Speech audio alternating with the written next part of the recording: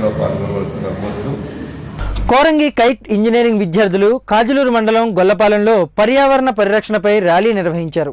పంచాయతీ కార్యాలయం నుండి market centre వద్దకు ర్యాలీగా వచ్చిన విద్యార్థులు మహాత్మాగాంధీ విగ్రహం ముందు మానవహారం నిర్వహించారు.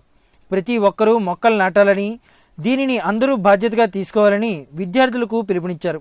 ఈ కార్యక్రమంలో NSS programme officer M Subrahmanyam, Gollapalem lions club కార్యదర్శి Ganta Dhanraj, M Ammiraju, Tallarevu lions club సభ్యులు సూరిబాబు, ఆర్ సత్యనారాయణ తదితరులు పాల్గొన్నారు. ప్రియదర్శిని, మేము కైట్ కాలేజ్ నుంచి ఎన్ఎస్ఎస్ నుంచి వచ్చాం.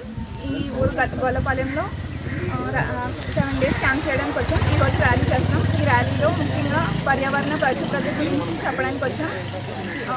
పర్యావరణ పరిశుభ్రత అంటే ఇప్పుడు మొక్కలను నాటడం చాలా ఇంపార్టెంట్. ప్రతి ఒక్కరి బాధ్యత మొక్కలు నాటడం. మొక్కలు కొట్టేయడం వల్ల చాలా పొల్యూషన్ అనేది ఏర్పడుతుంది. ఓజోన్ లేయర్ డిప్రెషన్ అనేది జరుగుతుంది.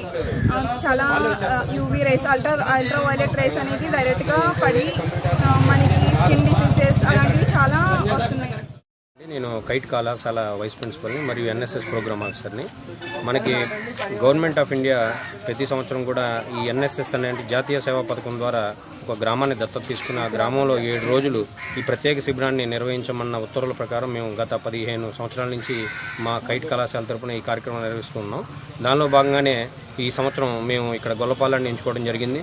గొల్లపాలెం గ్రామంలో గత 4 రోజుల నుంచి మేము చేసే కార్యక్రమాలు స్వచ్ఛ భారత్ మీద, అలాగే మన నగదు రహిత లావాదేవీల మీద, ఏటీఎం వాటి యొక్క ఆవశ్యకత, అలాగే బ్యాంకులు దానిలో ప్రజలు మమేకమయ్యి బ్యాంకులకు సహకరించి తద్వారా అవినీతిని నిర్మూలించాలనే ఉద్దేశంతో మన వాలంటీర్లు, ఎన్ఎస్ఎస్ వాలంటీర్లు ఇంటింటికి తిరిగి నగదు రహిత దాని మీద భారీ ఎత్తున ప్రచారం చేయడం జరిగింది.